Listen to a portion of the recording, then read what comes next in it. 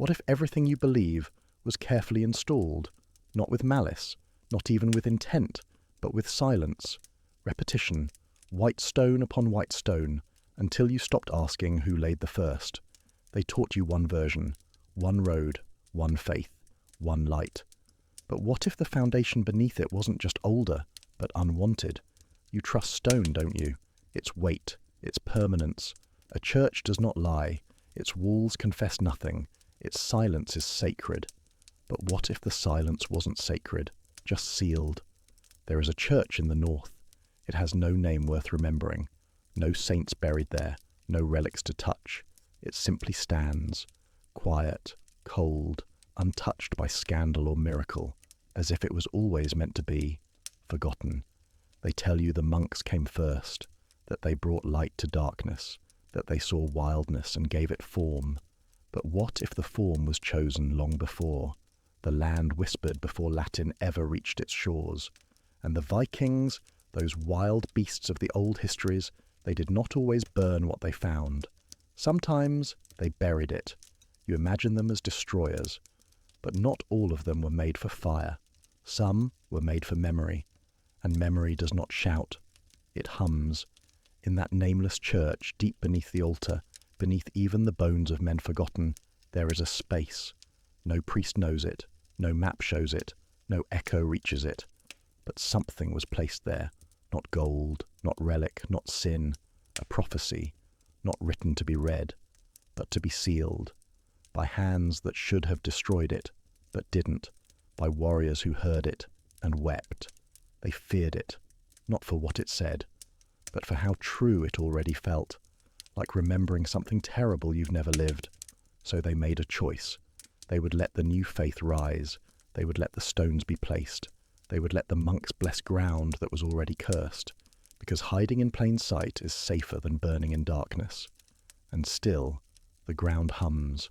You can feel it when you stand too long in silence, a pressure behind your ribs, a taste of ash in your breath, as if time stutters beneath your feet. They built no walls, but they chose the place, and they let the enemy crown it with a cross, not to destroy the old world, but to trap its warning, its echo, its last breath. You will not find this in books, only in the way your bones ache near ancient stone, only in the dreams that begin with a doorway. You've never seen, but always feared. We'll show you, but not yet. You never chose the shape of your memories. They were given to you, like hymns in languages you don't speak, but still know how to hum. This church, they say, was built on generosity, on faith, on sanctified stone. But what if the stone was already spoken for? They never tell you what was beneath, only what was raised above. And the Vikings, you think they vanished, that Christianity swallowed them as it swallowed the forest, the drum, the whisper. But what if they stayed? Not in bloodlines or museums, but in secrets. Some did not flee when the bells rang. They knelt, yes, but not in surrender. They knelt over the earth, marking where breath should never rise again. The prophecy they buried was not their own. It came from older mouths, older eyes, something born before even Odin walked through myth. A voice in the frost, a name carved in no language you would recognize, a name you can only feel when you're too tired to pretend you forget. What did it say? They won't let you know, but they feared it enough to build silence over it, not to forget, but to protect those who should never remember. Because remembering burns, and some fires do not warm, they unmake, so they buried it. The monks came later, built their walls, lit their candles, grew their herbs on soil that once wept. And somewhere, in the archives they don't open, is a note, not quite Latin, not quite prayer. It speaks of sleepless nights, of monks who heard weeping from below, of bells that rang themselves when no hands touched them, and always the cold, not outside, but beneath, a cold that never left, no matter how many fires were lit. They sent letters, asked for guidance, received silence. So they did what faithful men do. They called it a test, a holy burden, and told no one, but one, just one, dared to write a single line. We built over something that never died. You won't find his name. He scratched it onto the back of a broken icon, the paint still wet from someone else's tears. And what of now? The church still stands, the tourists pass, the guidebooks lie, but those who stand too long feel something, a pull, a memory that isn't theirs, a dream they never had that still makes them wake in sweat. They say the earth is old, that it forgets faster than we do. But maybe not here. Maybe this one place, this cold, plain chapel with no miracles to sell, still holds breath, still listens, and maybe, just maybe, you've heard its hum before. Maybe that's why you're still listening now, because the silence here is not empty, it's waiting. But what came next wasn't supposed to survive. There is a book. It does not live in libraries. It is not bound in leather, nor inked with titles. It was carved, soft lines, shallow, faint, as if the hand that etched it feared being heard. Not wood, not metal, not stone, bone, not human, not named. Something older than naming. They found it by accident. 2 archaeologists, 1 flashlight, and a crack in the chapel floor no one noticed because no one dared kneel that long. The flashlight flickered, not from battery, but from presence. Even light gets nervous when old silence is disturbed. They thought it was a root at first, white, curved, dry, but too smooth, too deliberate. Then they saw the runes, and they knew this was not for science. This was for forgetting. One of them laughed, that laugh you force when you're not sure if the breath you just felt was your own. The other one whispered, this wasn't left behind, it was left in place. There's a difference. One means loss, the other means warning. But curiosity is louder than instinct. They traced the runes, photographed them, filed a report. That report vanished, not declined, not denied. Vanished. No response, no archive, not even a rejection note, as if the system blinked, and this never happened. But one of them didn't forget, the man who laughed. He returned alone, at night, no tools, no plans, just a feeling and a voice, not in the air, not in the ear, in the ribs, a hum that said, remember nothing, or remember everything. He opened the chapel door. It opened for him, and beneath the altar, the floor had shifted, cracked wider, inviting. He descended. No stairs, only dirt, soft, loose, waiting. He reached a hollow. Inside, not treasure, not scripture, not relic, a circle of bones, all marked the same way, all pointing inward, to a centre that held a fragment of something, pulsing, not alive, but not still, a shard of language, a syllable made from pressure and ache. He didn't write it down. He couldn't, because as he looked at it, he forgot his own name and remembered another, not from this life, not from this world, but his. The man came back changed, not mad, not wild, just quiet, too quiet. He never published again, never lectured, never even spoke of the chapel. But once in a cafe, he drew a symbol into the frost on his cup, a spiral with teeth, and whispered to no one. They buried the prophecy, but it still grows teeth in the dark. But one passage escaped the flames, not in a monastery, not in a vault, not even in a forgotten codex, but in a dream, passed from blood to blood, in a line no scholar ever traced because it was never written. The old women in the northern villages used to hum a melody while boiling roots. It had no words, but the sound made babies weep, and grown men forget where they stood. They called it the turning. No one taught it. It arrived on winter nights, when the wind stuttered and the stars refused to move. They hummed and memory opened. One woman, her name is not yours to know, said she saw the church before it was a church, just earth, wet with something that was not rain, and men with spears not raised but laid down, and in the centre a stone that pulsed, not with light, but with memory. They circled it, chanted not in words, but in breaths, as if keeping it asleep, or maybe begging it not to wake. The vision ends there, always. She told no priest, no doctor, no kin, but she carved the spiral into the underside of her doorframe and died the next morning, peaceful, but with eyes open, staring east, Her daughter, years later, while sweeping, brushed the carving, and the hum returned. Not in air, in teeth. She dreamed of frost without season, of wolves that walked like men, of a bell that rang beneath the sea, and of a word no language dared hold.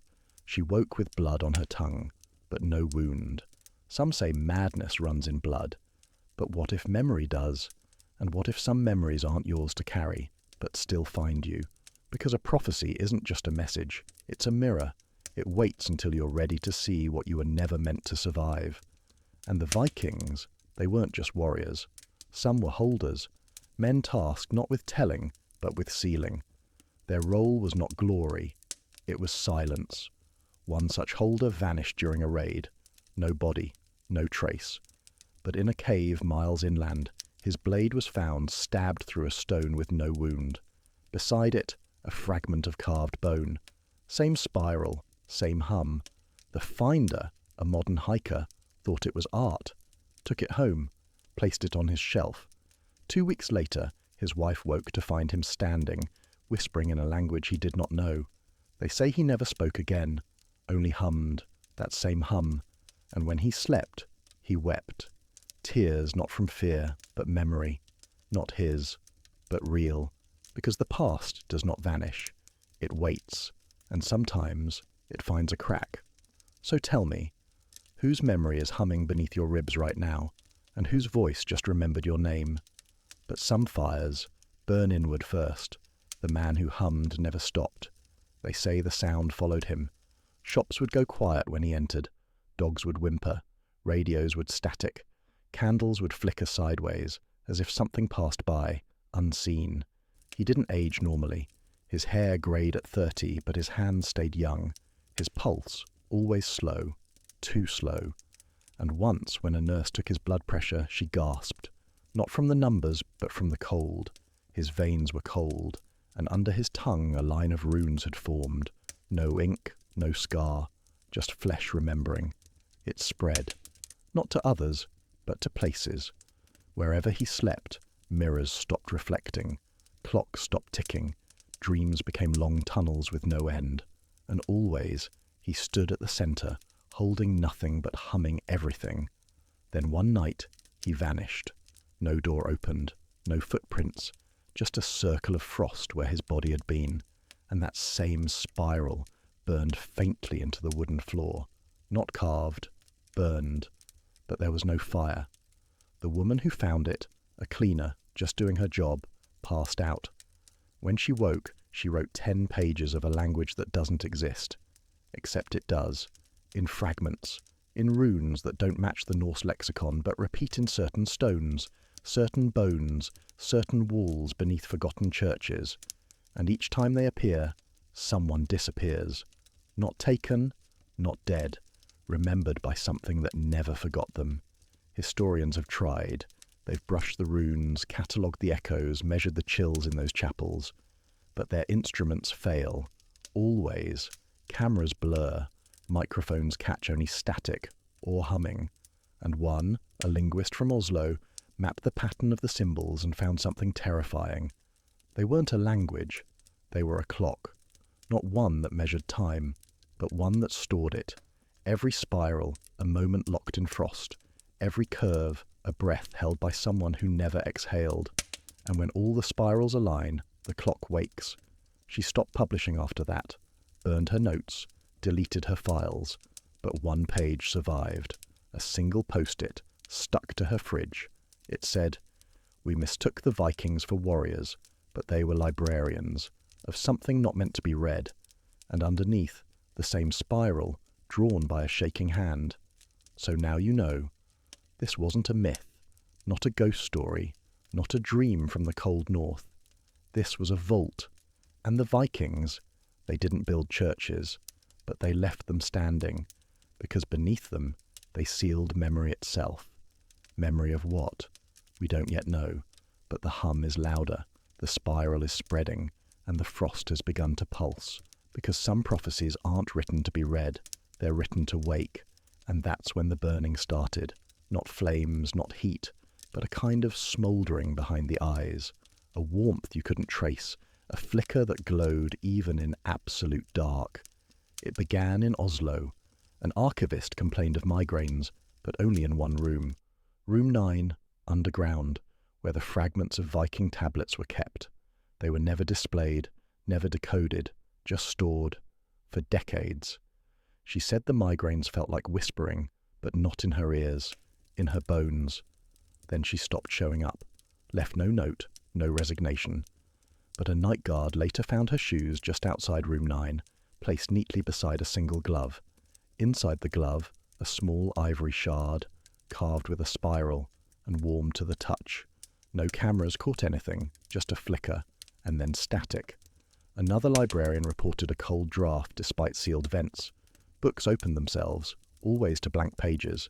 Then the drafts began to hum, quietly, persistently, until one day they hummed in unison, and the fire alarms went off. But there was no fire, just heat signatures, and a circle of frost in the centre of the room. They shut it down, sealed the archive, blamed faulty wiring. But no electrician ever touched the cables again, because every technician reported the same thing. Time moved strangely inside. Watches ticked backwards. Shadows moved sideways. And one man said he saw someone else standing in the room, who was him, but older, and humming. The authorities silenced it, but the spiral didn't stop. It began to appear in public art, spray painted in alleyways, etched into the bark of trees near old chapels, drawn by children who didn't know how to hold a pen yesterday, but traced the rune perfectly today. One boy, 6 years old, woke in the middle of the night and carved it into his wall with a spoon. He said he didn't know why, only that the ice lady told him it was time. Who is she? No one knows. But she appears in old Viking folk tales as a woman who came before the frost, before the gods, before language. They feared her, but not for what she did, for what she remembered. Some call her Isruna, the one who weeps ice. Others say her name cannot be spoken without forgetting your own. In every version, she waits beneath something built to silence her. A church, a stone vault, a pillar of faith that forgot what it was built over. And the Vikings? They knew. They never spoke her name, never wrote it. But they sealed her memory with songs no one sings now, except the hum, that low sound threaded through the bones of the quiet, waiting in frost, rising with breath, because this prophecy was not a warning, it was a countdown, and the clock is no longer asleep. But one chapel has begun to sweat, even in winter. They noticed it first on the altar stone, thin beads of moisture glistening like tears from a statue that was never supposed to feel. The priest wiped it away, but by morning it returned, twice as thick. Soon the pews grew damp, then the hymnals, then the walls. A sacred place, breathing out something it had held too long. They tried to bless the building, 3 times. Incense turned to ash. Holy water hissed like oil on flame, and one candle refused to extinguish, even after it drowned. But still, the church stood. Stone doesn't remember the way blood does, but this stone, it pulsed, not with life, but with something deeper, memory under pressure. They drilled into the foundation, trying to locate the source of the moisture, and they hit wood. Ancient wood, longer than any beam that should have been beneath. It rang, not like timber, not like hollow core, but like a bell, buried under centuries of denial. The workers fled. 2 refused to return. 1 spoke in tongues for hours, words no one could record, because no microphone would stay on. But the pattern matched something, a carved stave from a Viking longhouse excavated decades earlier, thought to be decorative, but never translated, because it wasn't language, it was tone. And only now the tone was answering back. Scholars whispered, then priests whispered, but someone else listened. A name surfaced in the reports. Isruna, the Ice Lady, the first memory. They found her image once, scratched into bone, a woman whose face lacked features, no eyes, no mouth, just hair like flowing runes and arms crossed over a spiral. The artifact was lost in shipment, or so they said. But another showed up in a monastery vault in Sweden, unlabeled, wrapped in cloth that never aged. When unwrapped, the temperature dropped 15 degrees. The monk who held it wept without knowing why. And behind him, a candle melted upward. None of this made headlines, it never would, because there are still gatekeepers, people who watch the clocks that don't tick, people who remember what forgetting cost. The church stopped services, claimed renovations, closed the gate, boarded the windows, but that only slowed it. Inside, the hum grew deeper, not louder, just closer. You could feel it in the knees, in the teeth, in your name, when someone tried to say it, but forgot halfway through. And in one forgotten drawer beneath the sacristy, they found a single strip of parchment. No words, just a drawing, a spiral, nested in runes no one remembered how to write. And below it, etched faintly in Norse, to silence her is to forget ourselves. They burned the parchment, but the smoke spiraled counterclockwise, and that chapel, still boarded up, now breathes at night.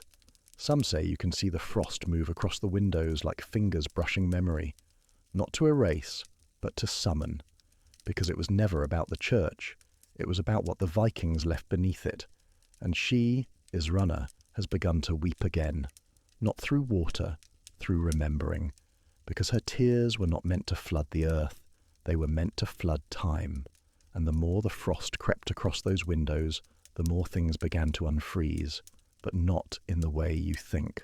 Dreams returned, but not yours. Dreams that belonged to someone 1,000 winters ago.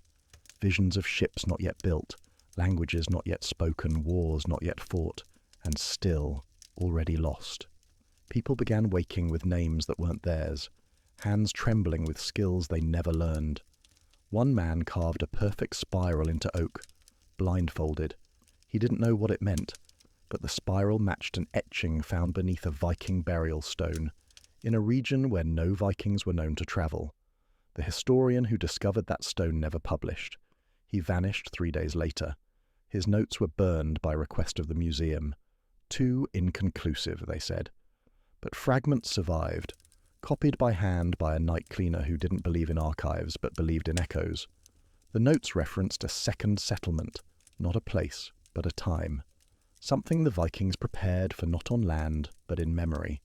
They weren't only explorers of oceans, they mapped dreams, and buried those maps where no empire could find them, because empires don't look inside silence. They rewrite, rebuild, repurpose, but never remember. One woman in Norway began speaking Old Norse in her sleep, fluently, but with inflections no linguist recognized. A dialect? A code? She repeated one phrase over and over. Frost will break the parchment before the sun breaks the lie.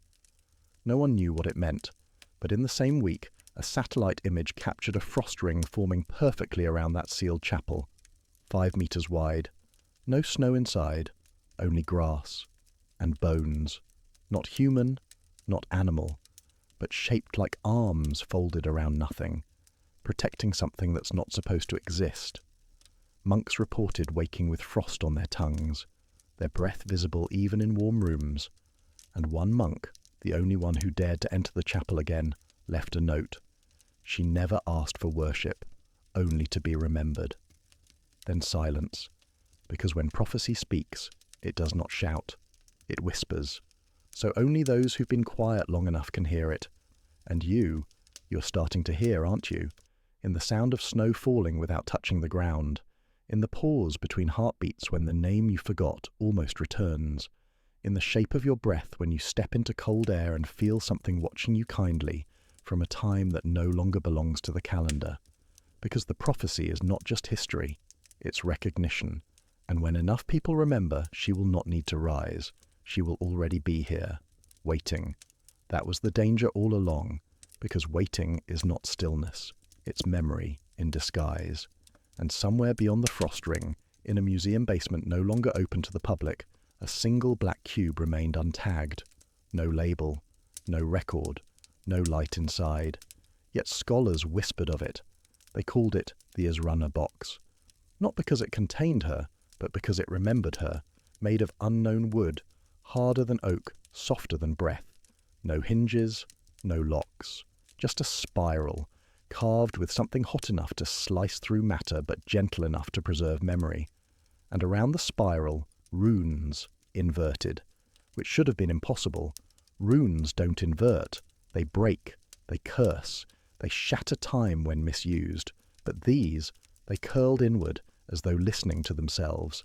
The box was passed quietly, from monk to scholar, from scholar to private collector, and then vanished, until now, because someone sent a photo, no return address, just the image of the box, next to an open Bible, its pages wrinkled with frost. The verse beside it, illegible. But the chapter title could be made out, Genesis 0. There is no Genesis 0. But what if there was? What if that box was not a container, but a correction? A quiet version of creation whispered before words were invented. A Viking priestess, if such a thing ever existed, wrote once of the day before light.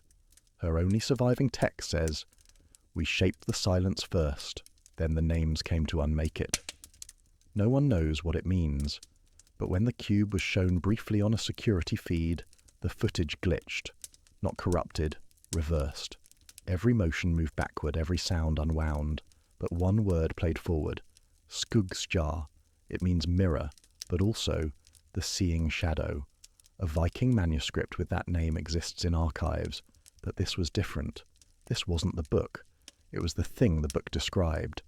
And now it had reappeared, just as the frost ring around the church began to expand, only a few inches, but enough to touch the first grave in the old cemetery beside it. And what happened next was quietly documented, then silenced. The grave, untouched for centuries, collapsed inward, not decayed, not disturbed, pulled, as though the earth beneath had changed its mind about holding on.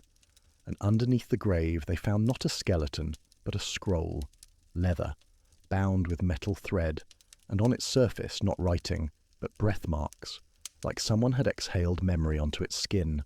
The monk who found it fainted. When he woke, he said only, "It sang in my blood." They sealed the scroll away, but frost formed on the walls again, and in the chapel the floor cracked, revealing what looked like another spiral. But this one, it pulsed, like a heartbeat made of stone, and that's when the burning started, because the spiral was not carved, it was grown. Stone does not grow, but this one did, as if something beneath it was remembering its shape. The monks claimed it was frost damage. The villagers whispered, "Hell Gate." But one old woman, the last to speak the pre-Christian tongue, touched the crack with her bare hand and said, "It woke." The floor was sealed again. New marble poured in, blessed, sanctified, hidden. But the heat would not leave, not the kind that burns, the kind that watches. Every night after, the chapel bells rang once exactly at 3:33. No wind, no hands, just one note, as if something below was tapping time, keeping count. And then the sightings began. A child saw a man in robes walk backward through the graveyard. His feet never touched snow. His breath moved into him, not out. The child was sent away. But others saw. A nun swore she heard an old Norse lullaby coming from beneath the pews, soft, reversed, still warm with grief. When asked what it meant, she said only, it was not sung to soothe, it was sung to seal. Meanwhile, the scroll, the one exhaled into leather, was sent to Oslo, or so they claimed. But no courier arrived. Instead, the courier's vehicle was found abandoned, engine cold, doors locked from the inside. And inside, no scroll, only ice, perfectly square, smooth as glass, no condensation, no melt. The scientists took it. They said nothing. But 2 weeks later, the frost ring around the church moved again, this time into the nave. The altar cracked, and beneath it, another spiral, this one made of bone, tiny fragments, human, yes, but scorched, as if someone had burned memories into marrow. Each fragment bore a single mark, runes again, but older, not etched, grown, just like the spiral, and every rune was a mirror image of the next. Together, they formed a sentence.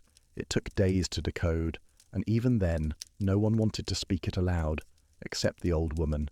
She laughed when she saw it. "They warned the gods," she said, "but the gods listened too late." Then she fell silent, and did not speak again, not ever, because the scroll, the real one, was never taken. It was never meant to leave the ground. It was a key, but not to open, to bind, and the box, the Asrunna cube, was its echo, its guardian, its shadow in wood. Someone had unsealed the box, and in doing so, unwrote the warning. Now the words were free again, and memory, unlike history, never forgets its way home. But one passage escaped the flames, but not by ink, by blood. The oldest form of record was never written. It was sung, and in the coldest corners of Norway, where no priest dared linger, there was a melody that mothers never taught, yet children knew. They hummed it in sleep, they whistled it in frost, and each note was older than language, because it came before language forgot. A team of linguists years later would analyze those tones. They'd call it pre-lexical patterning. They'd say it resembled no known culture.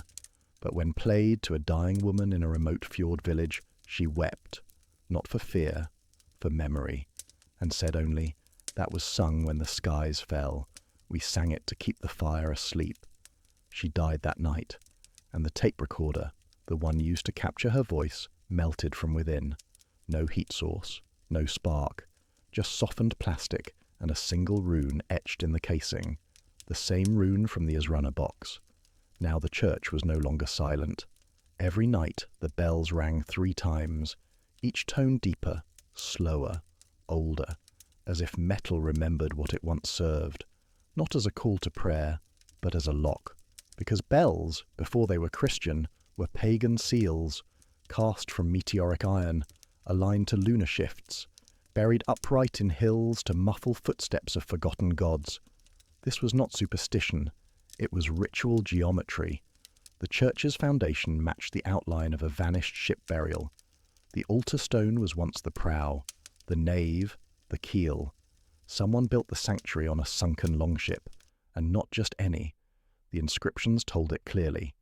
Drakar Draumalin, the Dreamliner, a mythic ship never meant to sail seas, but time, used once, then burned and buried beneath a false gospel.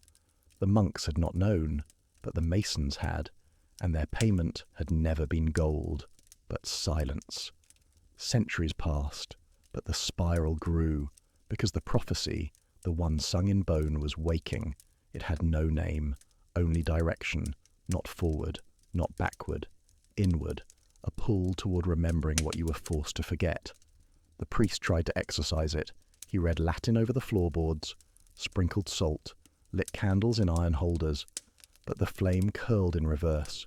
Smoke spiraled downward, and the shadows in the nave began to stand up, slowly, quietly, as if responding to roll call. Each wore a different helm. Some bore raven feathers, others antlers. One held a broken astrolabe, turning without touch. They did not speak, only listened, because something was coming, not from outside, from beneath, and not to destroy, to reclaim. The prophecy was not a warning, it was a contract, and the seal had cracked. But the final verse was still missing, and yet it wasn't lost. It had never been written, because it had been buried in movement, not ink. There's a kind of knowing that lives in the body, in the bones, in the joints between generations. And the Vikings knew this, because prophecy to them was never spoken aloud. It was danced, not as performance, as encryption. Each footstep across stone, each spiral traced on frost, was a letter not in any language, but in the map of what must never be forgotten, a runic ballet, choreographed to evade time. In the far north there's a glacier with no name. Locals call it the Whisper Spine. Every solstice its edge cracks not from heat but from resonance, like a bow pulled across invisible strings, and beneath the ice, not a cave, a hall, carved in hexagonal columns like a honeycomb of basalt, but too regular, too intentional. It's here the fragments of the prophecy still echo, not as words, as rhythm. And one woman, a blind anthropologist named Leva, felt them, not heard, felt. Her fingertips trembled when she entered, not from fear, from recognition. She had danced like this once, as a child, in dreams, and in her dreams the steps always ended in a circle. 7 turns, then stop, then silence, until she entered that hall, and the silence finished her steps. The columns pulsed, and from within them, steam, not of heat, of memory. It rose gently, carrying no scent, but a shape too precise to be nature, a seal, long broken, trying to rebuild itself.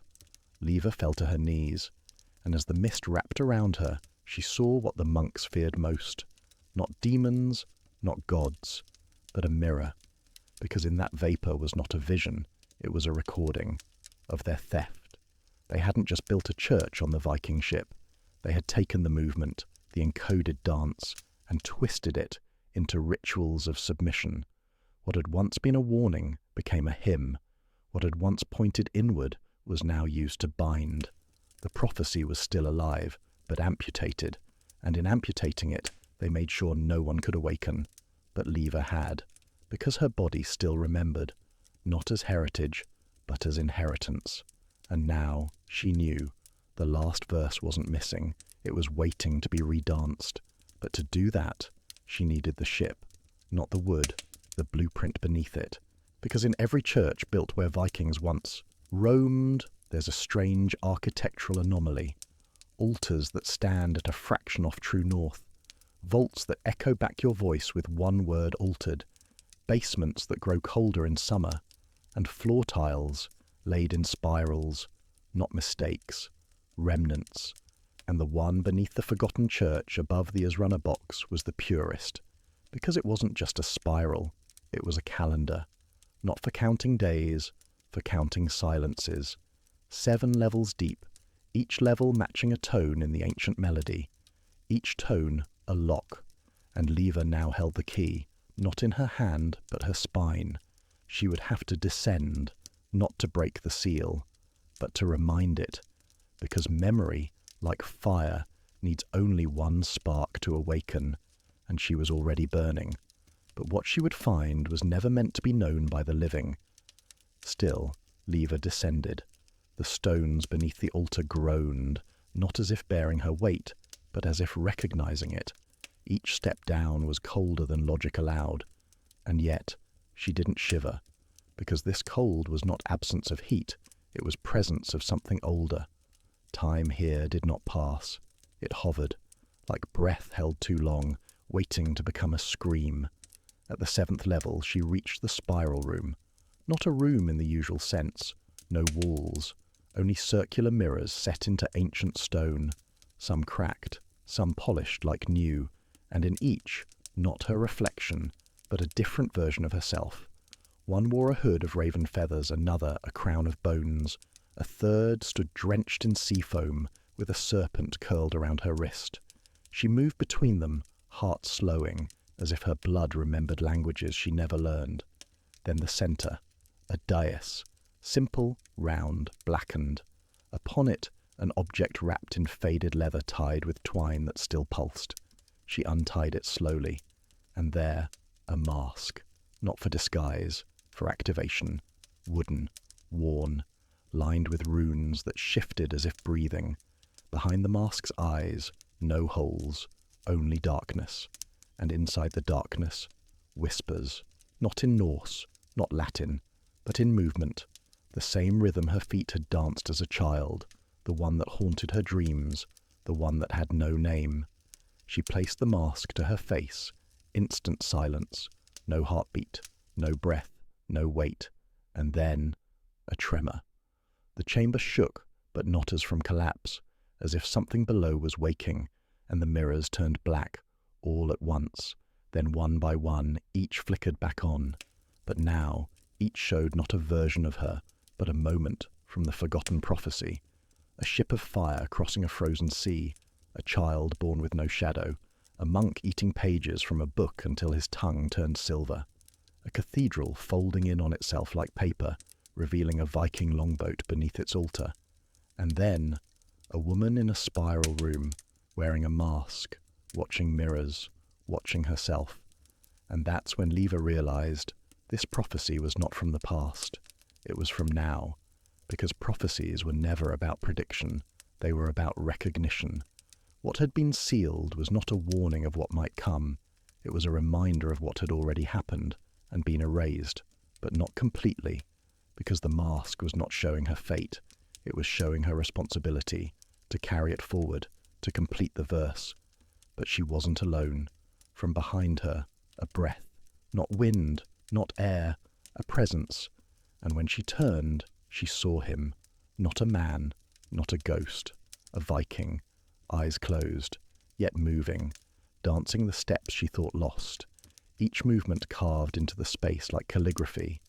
He was not teaching, he was remembering, and she joined him.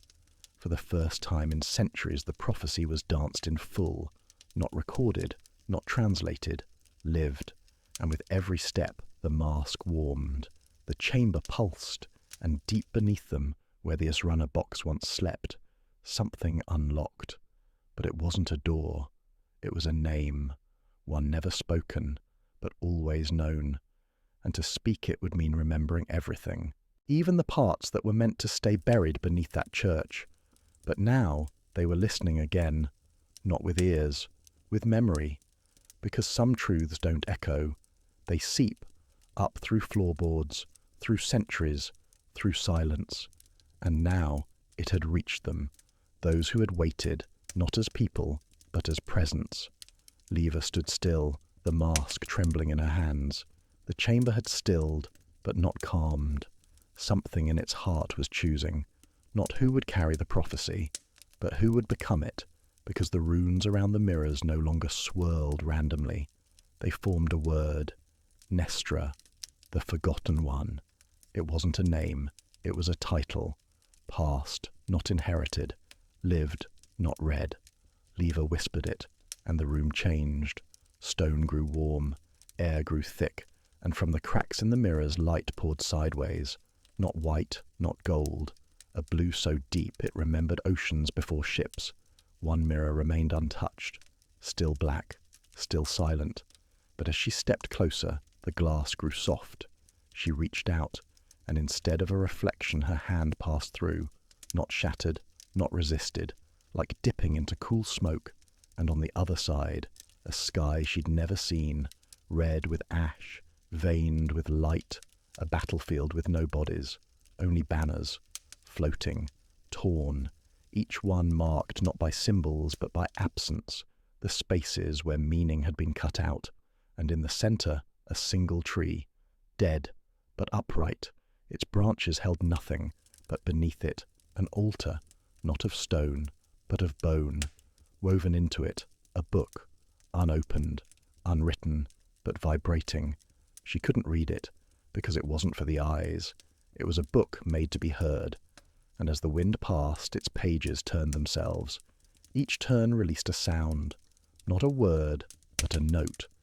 Together, they made a tone older than language, older than gods. She had heard it once, as a child, in sleep, in tears. Now she knew what it meant.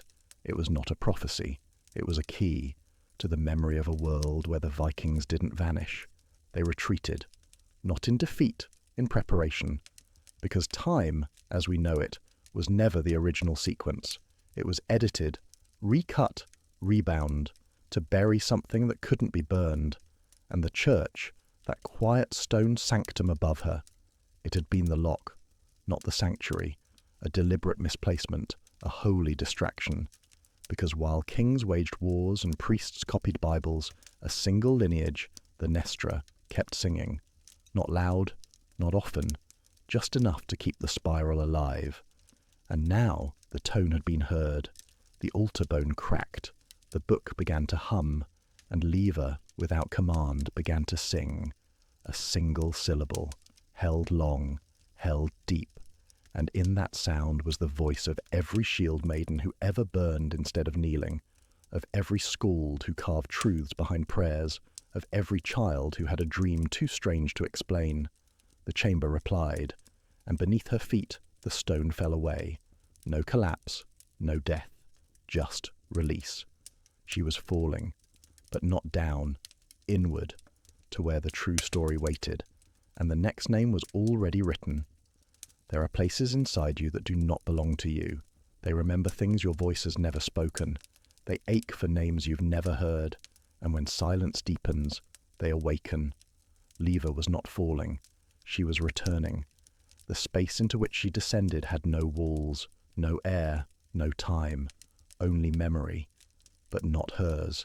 It moved around her like wolves in mist, circling, sniffing, waiting, until one scent made them still, recognition. She stepped forward, or thought she did. The ground moved with her, a forest, but not one from the north.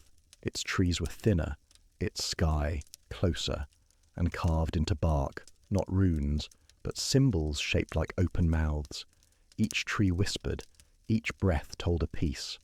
She heard of the first shield, forged not from iron, but from song, a protection only the brave could wear, not because it stopped blades, but because it amplified truth.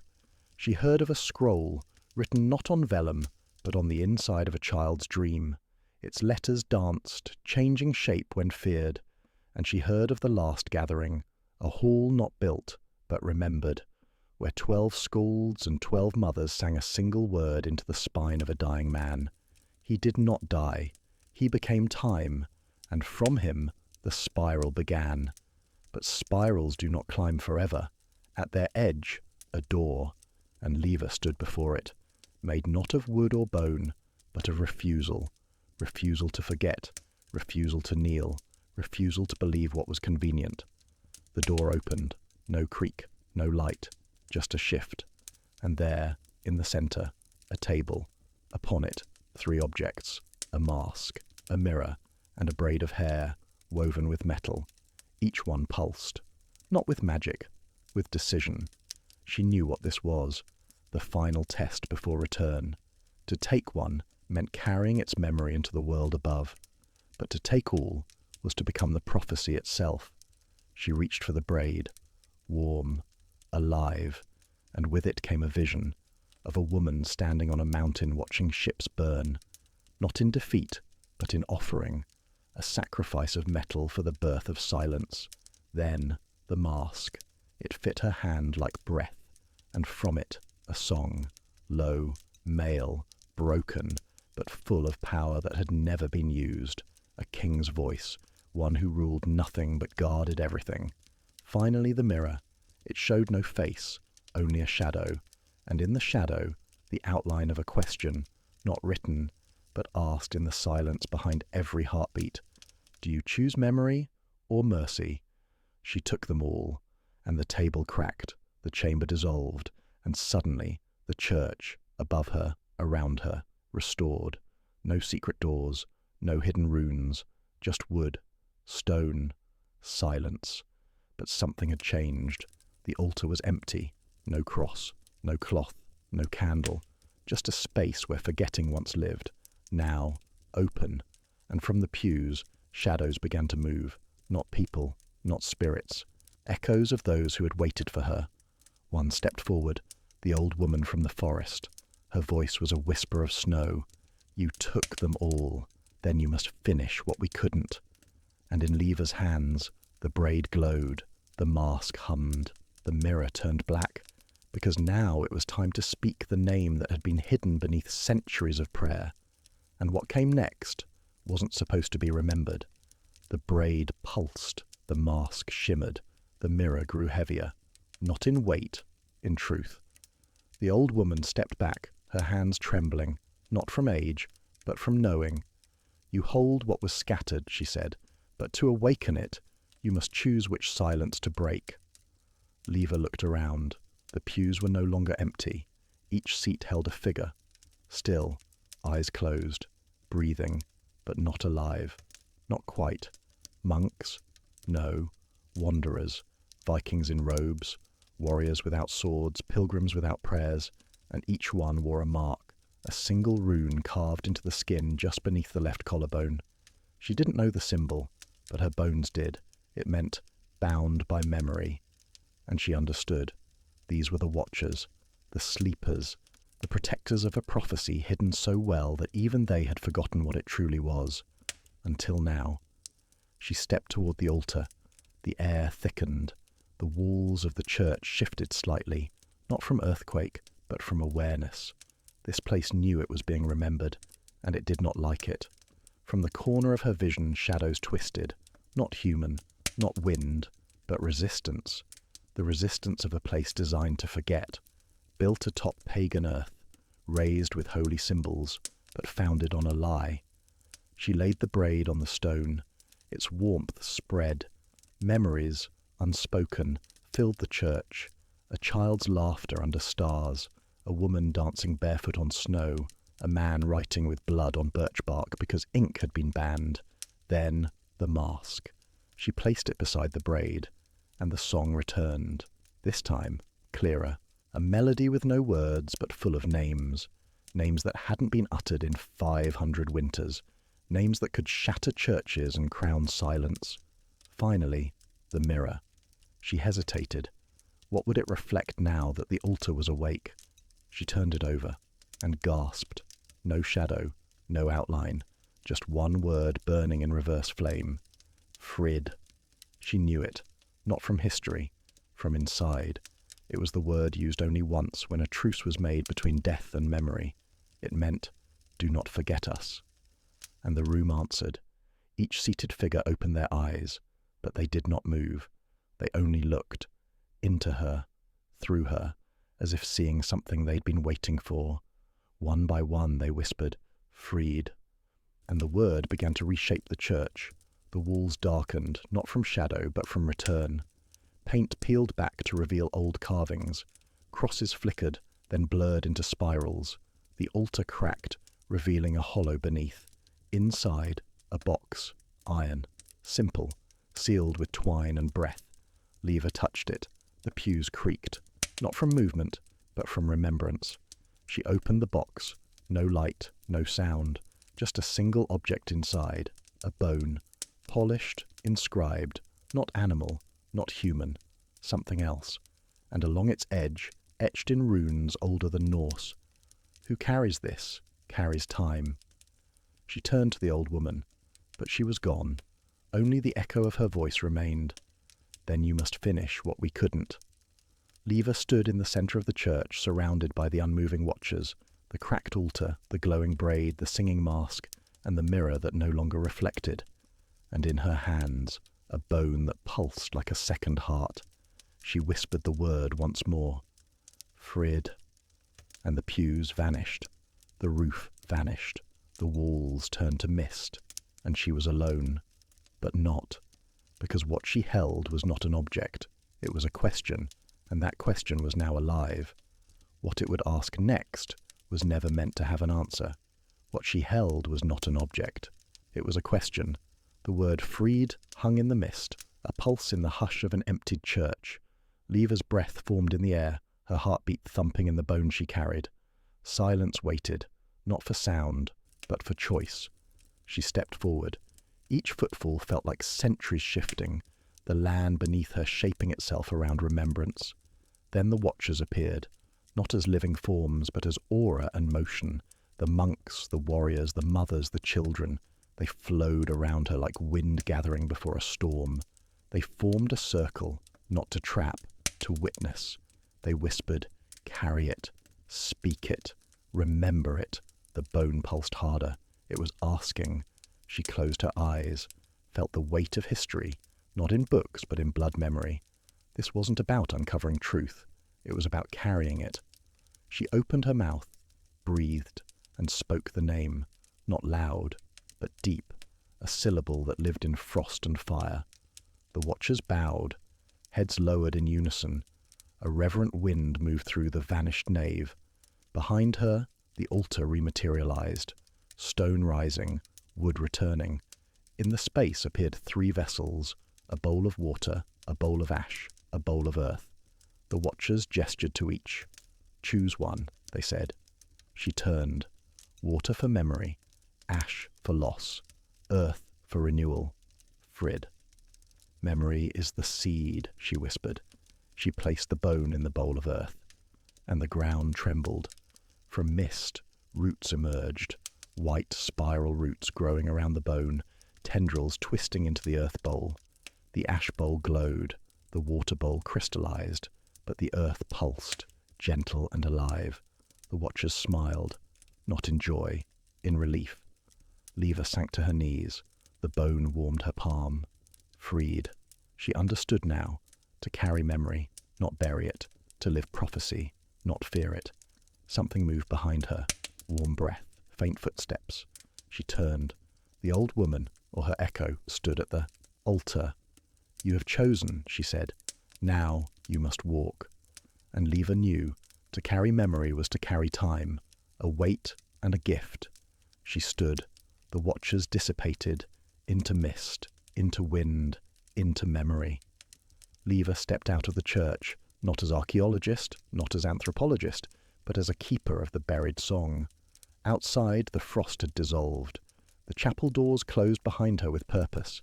In her hand, the bone pulsed, a heartbeat she was now responsible for. And in the still air she heard it, a low hum, a spiral of sound winding through the world, waiting for someone else to remember. But what comes next? Frid lives in her steps now, and so does the question. Who will answer it? But someone was watching. As Leva stepped through the veil of dawn, beyond the forgotten chapel's breath, eyes she could not see traced her movement, not with menace, but with ancient anticipation. In a village not marked on maps, where no satellite signal dared to hold, an elder priest knelt before a broken manuscript. The ink on the parchment pulsed faintly, as if the words were breathing. He whispered, "It has begun again." And in the frost-thin corridors of the Vatican's unlit annex, a lock clicked open for the first time in centuries. Behind it, a shelf of objects wrapped in silence. One of them, a vial of soil marked Niflheim. This was never just about one prophecy. Leva didn't know this yet, but with each step she took away from that chapel, she reopened a network once buried beneath time and doctrine. The bone she carried, now wrapped in linen and memory, was humming, not in sound, in pull.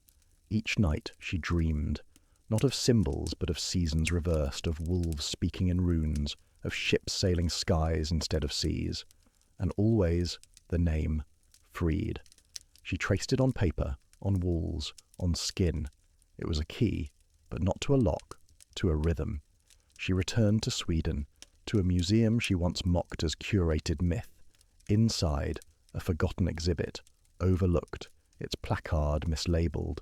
A tapestry, faded and frayed, but in its centre, the spiral.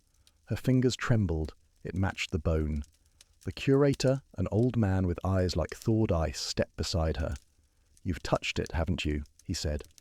Leva hesitated. "Yes." He nodded, removed a chain from around his neck. A key, small, tarnished, carved with the same spiral. "Then you must see what they left beneath the ice."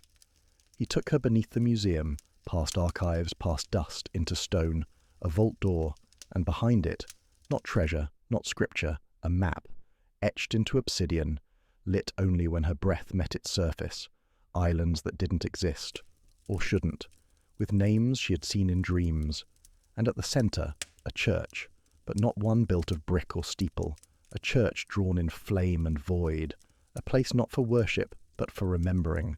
The old man whispered, "They sealed it long before the Vatican, because even the Vikings knew some truths must rest until the listener is ready." Leva touched the centre of the map. The church glowed, and the hum in the bone became song, but not a song of joy. Not yet, a warning, and in her bones she felt it. Others had begun to hear it too. They didn't just rewrite the books, they rewrote reality. The obsidian map pulsed beneath Leva's touch, not as an object, but as a question. How long had this been buried? And how many layers of silence had it taken to keep it forgotten? She stared into the dark spiral at the centre, the not church, the void of flame. But it wasn't empty, it was humming with presence. "They said the gods left," the old curator spoke beside her. "But what if we only forgot how to listen?" Leva turned to him. "Who are you?"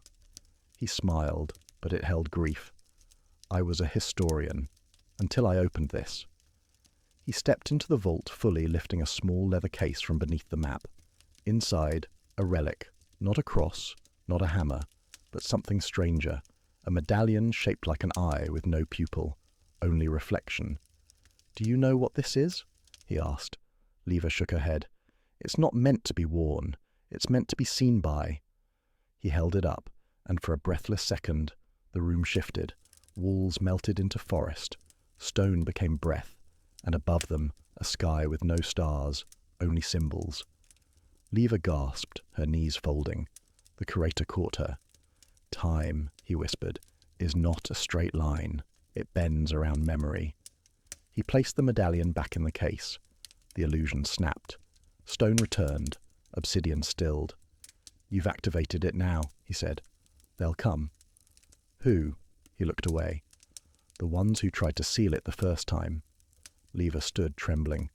"This was Viking?" He nodded. "And older." "They saw what was coming. They tried to warn us. But when their prophecies conflicted with the new empire, they became myths. Or worse, monsters." Leva held the bone tighter. Its spiral sang against her palm. "So what do I do?" The curator's eyes glistened. "You listen, and you remember." As she left the vault, the museum seemed smaller, the world outside, louder. She could no longer unsee. Every building felt like an echo, every church bell a warning. Back in her rented room, she laid the relics before her, the bone, the drawing, the medallion. Each pointed not to a location, but to a time, not the future, but a past we were not allowed to know. She lit a candle, and for the first time she didn't write her findings. She spoke them aloud, to no one, to someone, to the flame. "They didn't just silence the voices," she whispered. "They changed the script." In the candle's flicker, the spiral on the bone seemed to move. Leva stared, and then a shadow behind her. Not a person, not quite, but shaped like one. It didn't speak, it only watched, and where its eyes should be, spirals, not carved, not painted, but alive. She didn't scream. She exhaled. The truth had begun to hear her back, and somewhere, in a cold monastery vault, a forgotten monk's journal disintegrated into dust, its last words echoing. She carries the mark. The flame returns. The spiral didn't blink. It pulsed, and as Leva stared into its impossible eyes, she realized this was not a moment. It was a return. The flame had never gone out. It had simply gone quiet. She didn't speak, because her voice no longer belonged to silence. The shadow remained still, but the air around it bent, like heat without fire, like memory resisting erasure. Leva reached for the bone. The spiral shimmered, as though recognizing something it hadn't touched in centuries. Then the shadow nodded, a gesture older than language, a vow, and vanished. No door, no wind, just absence. She stood alone again, but not unchanged. The flame inside her had shifted. She didn't sleep that night. Sleep would have betrayed what had awoken. Instead, she traced the spiral over and over, each curve a breath, each breath a resurrection. By dawn, the news was already echoing, a break-in at the church of St. Obscura. Nothing stolen, yet the altar had split, cracked clean through, and beneath it, a cavity no priest could explain. No one knew what was missing, because no one had known it was hidden. Leva did.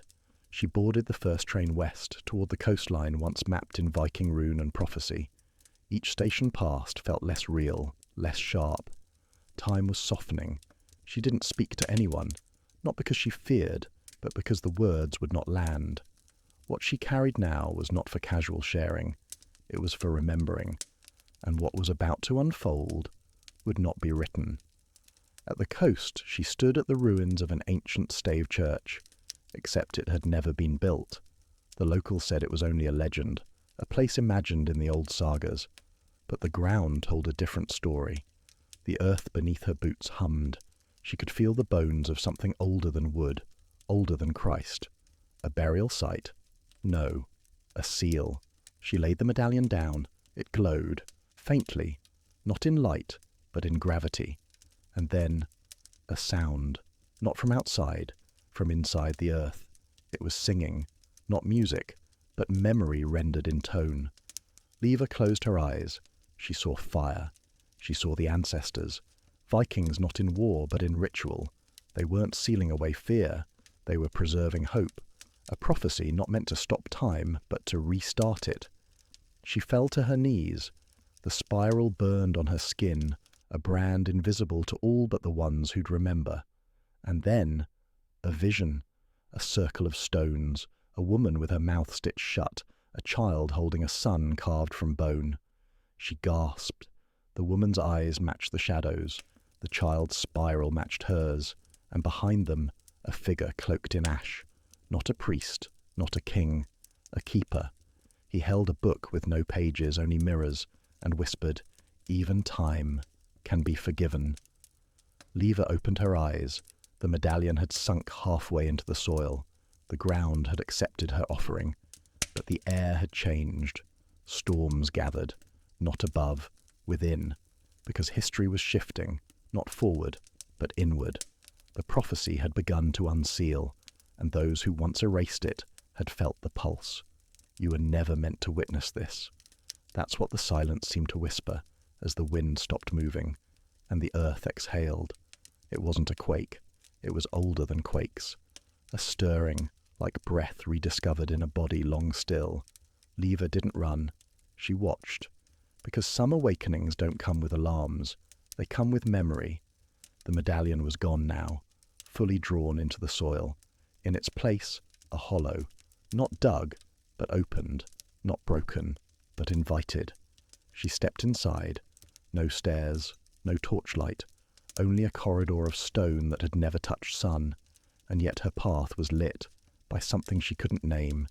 Each step echoed not into air, but into blood, like her veins were remembering how to hum. Symbols adorned the walls, but they weren't written, they were breathed.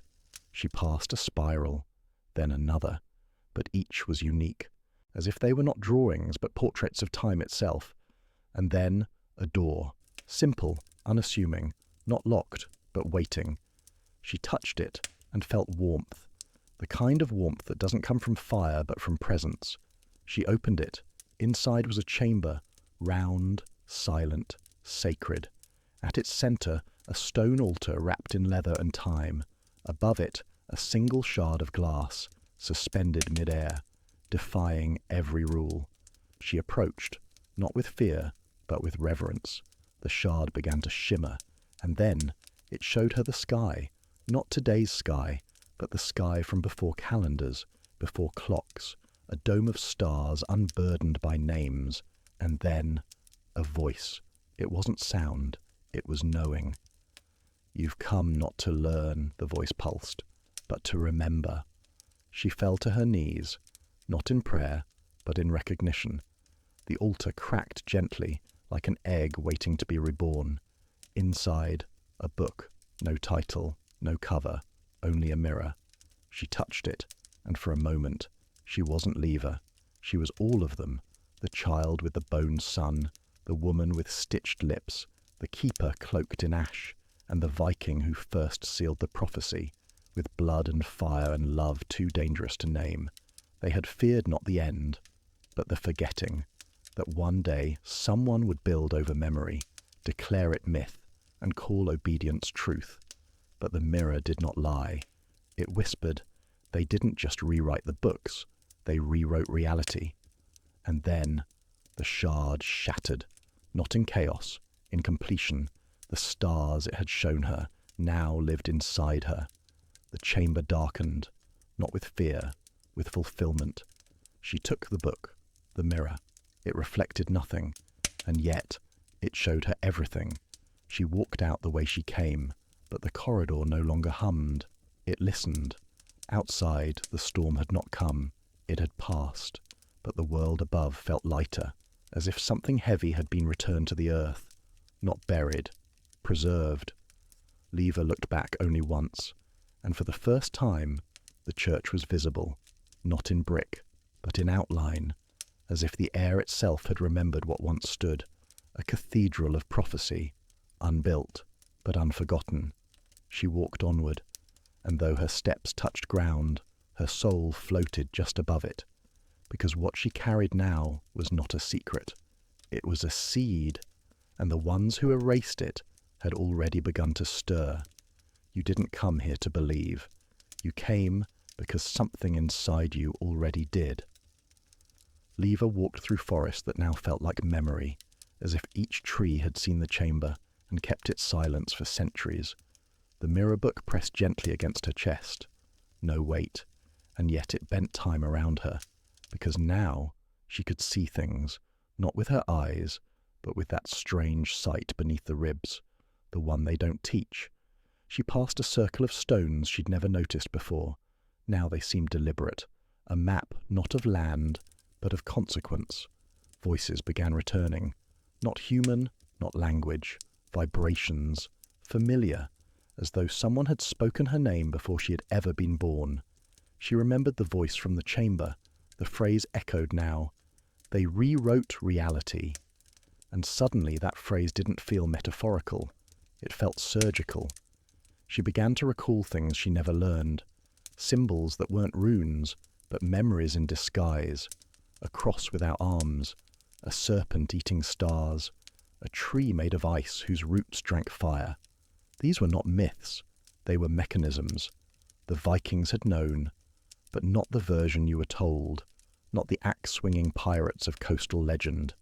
The other Vikings, the ones who built without stone, who etched time into bone, and who sealed their final knowing beneath a church they never dared to build. She reached the edge of the forest. There stood an old house, abandoned, but not empty. She entered. Dust curled around her like incense. The walls whispered, and on the table, a second mirror.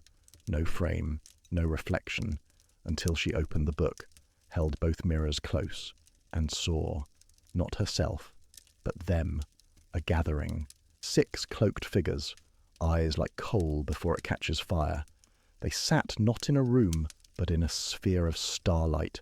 Each spoke in gesture, hands tracing lines through light that became symbols, that became laws, that became years. One pointed up, one pointed down, and one into her. Not metaphor, literal. As if time had just passed the torch into her bloodline. She dropped the mirror. It didn't fall. It waited mid-air. She heard a footstep behind her, but when she turned, no one was there. Only a whisper, carved in frost on the window. Even time was edited to serve obedience. She traced the frost with her finger.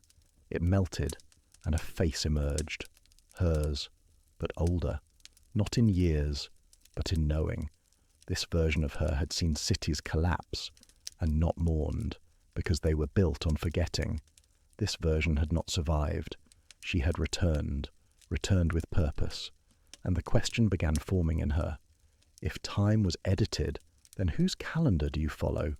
Each birthday, each year, each ritual of hour and month. What if they weren't counting days, but obedience? Leva stepped back from the window. The forest had gone silent again, but not asleep, waiting. The mirrors were gone now, and in their place, a single symbol etched into the tabletop. It pulsed, a spiral, but not turning inward, outward, the way stories move when they refuse to end. She touched it, and the house groaned, not collapsing, transforming. The floor beneath her softened, became ash, then bone, then memory.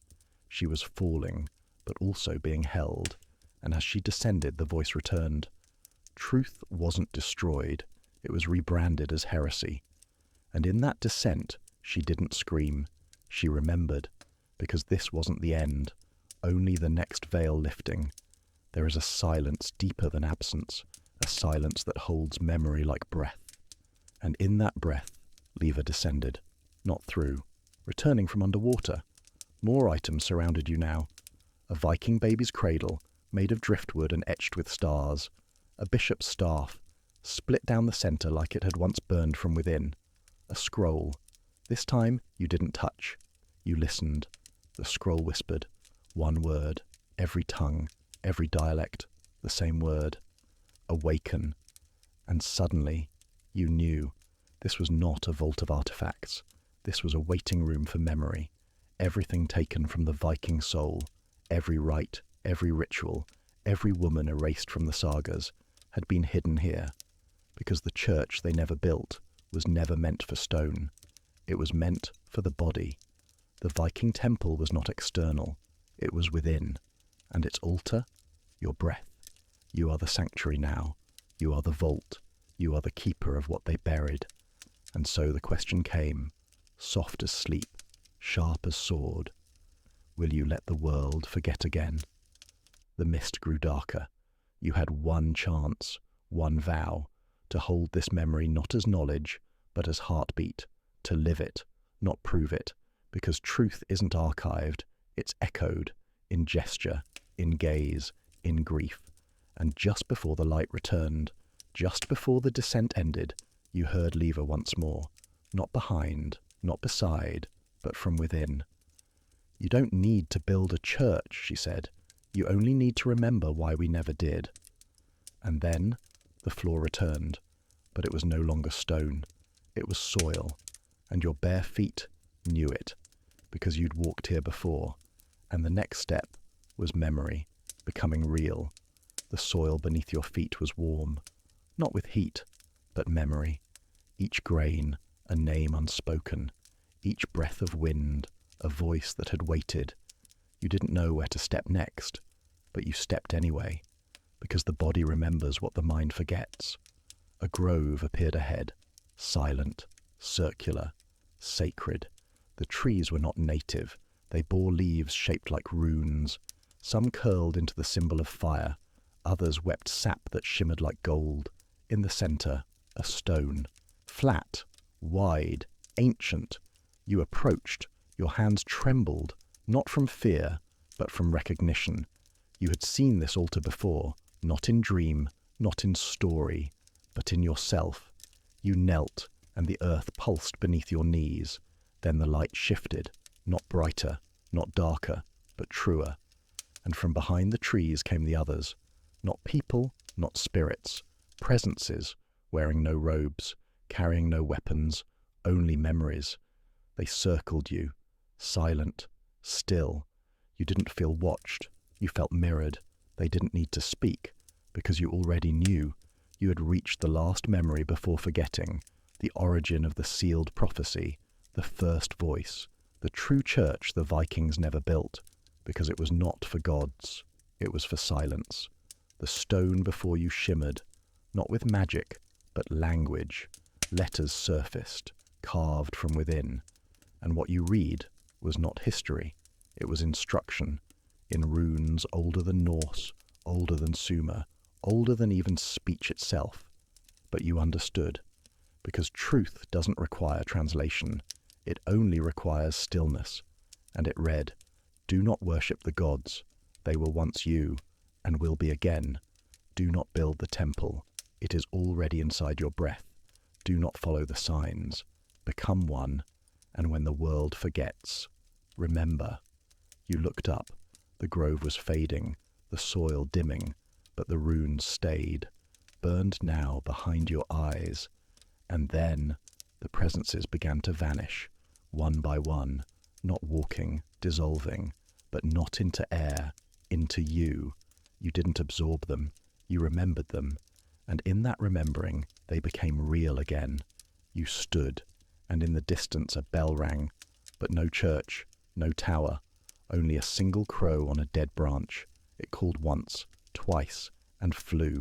In its place, a figure, Leva, but not from the past, from now.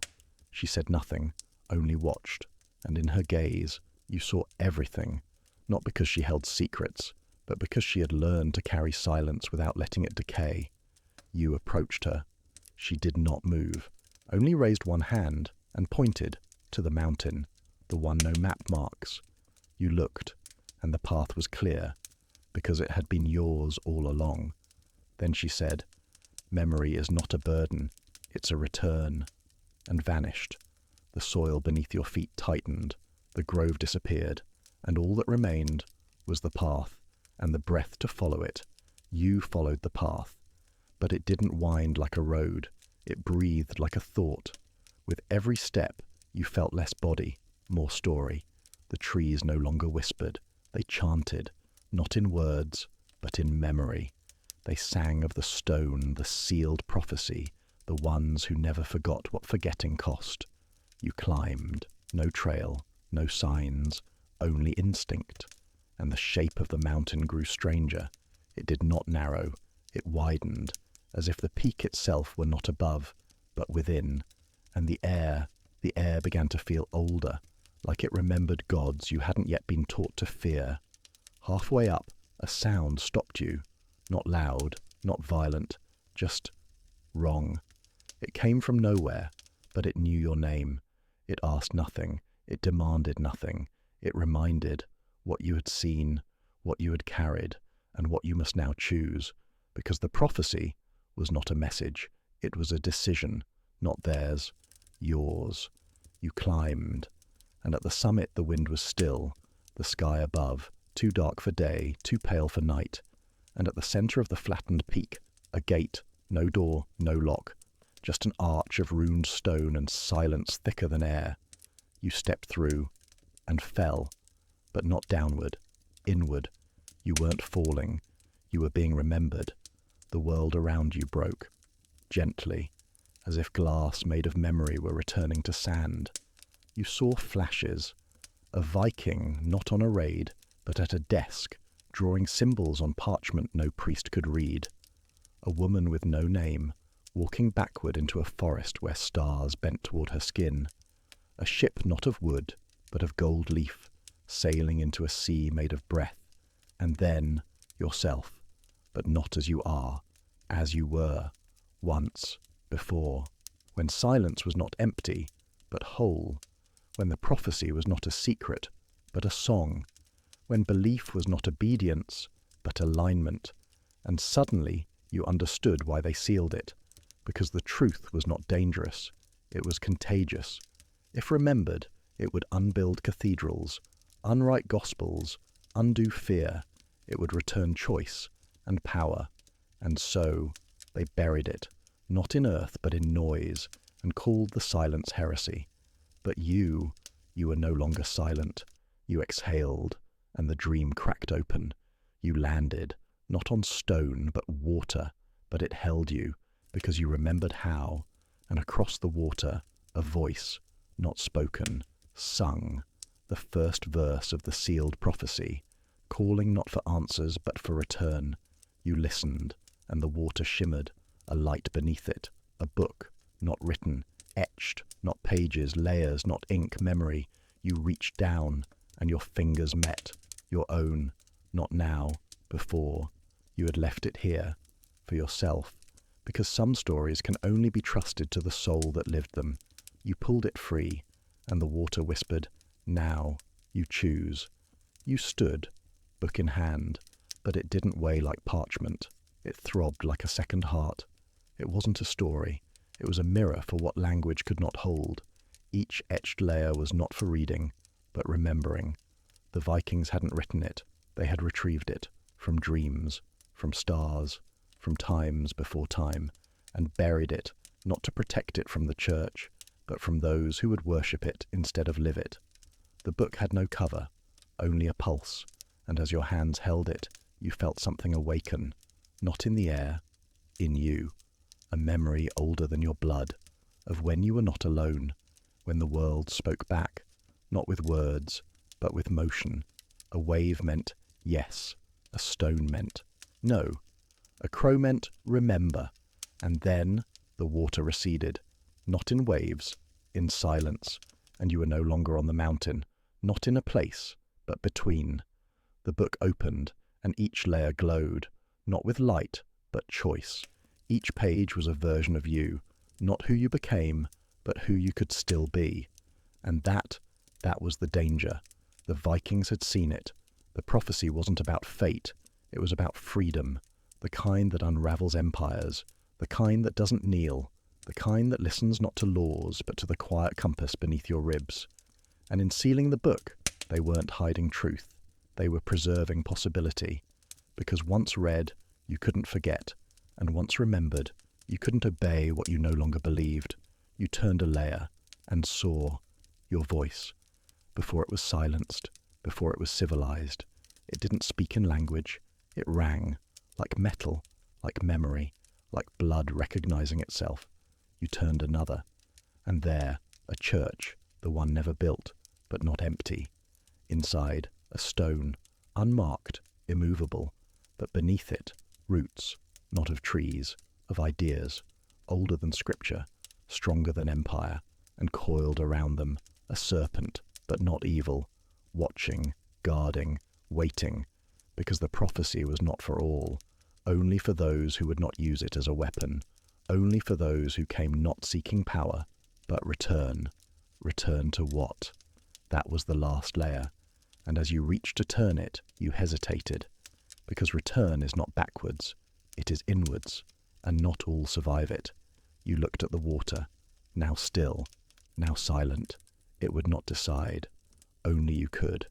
And as you turned the final layer, nothing happened. No flash, no voice, no symbol, just silence, the kind that feels like a choice already made. And then you heard it, a breath, not from above, not from below, from within. Not yours, ours, the memory of those who never forgot, who sealed the prophecy not in stone, but in story, not beneath a church, but beneath your doubt, so that one day you would remember and become the one they waited for. You can feel it now. The silence isn't around you anymore, it's within you, but not empty. It's full of everything they tried to erase.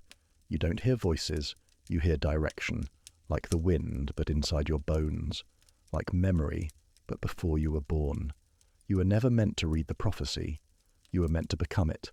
The Vikings sealed it not to keep it safe, but to make sure it would be found only by the one who already carried it without knowing. And now, it's awake. You see the world not as it is, but as it was supposed to be before obedience reshaped the sky, before time became a weapon. They didn't just rewrite the books, they rewrote reality. They turned calendars into chains and stories into sermons. They told you what to call a year, a god, a name, and left you grateful for the illusion. But now you remember, your ancestors didn't measure time, they listened to it, the beat of the sun, the breath of the moon, the silent tilt of stars unseen by human eye. You feel it in your hands, not the book, but the rhythm. The same rhythm Viking shamans danced under. Not for spectacle, for alignment, not for glory, for return. Return to the center where thought and breath meet and make decisions sacred. You see now why they buried it. Not beneath a church, but beneath a structure that could one day be mistaken for one. Because prophecy and church cannot coexist. One is memory, the other, amnesia in robes. You feel grief, but not the human kind. It's older, like a planet that's been hollowed out and is still trying to echo. You wonder how much of your life was chosen, and how much was inherited by someone else's dream disguised as duty. You remember now what the serpent meant, not evil, not temptation, warning, that not all awakenings are gentle, that remembering can burn, that light, when shined too soon, can blind those still clutching the night. And you have a choice. You can walk away. Let it be a vision, a poetic madness, a whisper from a dream. Or you can stay, not on this mountain, in this self, the one that sees the cracks in the ceiling of heaven, the one that doesn't kneel but listens, the one that knows truth is not what you're told. It's what returns when silence is finally given space to speak. And as you stand, book fading from hand, light folding inward, you are not alone. You never were. Behind you, not footsteps, but memory. Around you, not wind, but echo. Before you, not path, but possibility. And ahead, one more layer remains, but it is not on the page. It is in the listener. The next page is waiting, if you dare to turn it. So you stayed, not out of certainty, but because something in you refused to forget again. The final part was never sealed in ink or stone, not beneath the church, not in the whispers of monks, not in the margins of forbidden books. The final part was always meant to be written by you, not with a pen, but with presence, not with answers, but with refusal to be silenced. You are not reading a prophecy. You are continuing it. That is why it was buried where no one would think to look. Because the true danger was never the secret. It was the remembering. They erased the stories. But one survived. Yours. It waited, patient beneath the centuries, beneath language, beneath obedience. It waited not for a scholar, not for a priest, but for a listener who would become a witness. And here you are, no longer asking if it's true, but if it's alive. And it is, because you are. The symbols may vanish, the ruins may fall, the language may die, but the vibration remains, not in the page, but in the breath between sentences, in the hush before you fall asleep, wondering if you've always known. The Vikings never needed temples, they needed stars, because stars cannot lie, and prophecy cannot be caged. It can be hidden, but not ended, and neither can you. The church they never built, you now see, was never made of stone. It was a metaphor for what they feared most, a soul that could not be named, a truth that could not be crucified, a story that refused to be theirs. And now you choose, not with words, with waking. You can close this tab, or open your mind. You can let this fade, or follow what returned. Because silence is not the absence of sound. It is the presence of memory uninterrupted. It is the church you carry within. It is the prophecy you were born to finish. If this story resonated with you, like, share, and subscribe. It helps keep forbidden knowledge alive.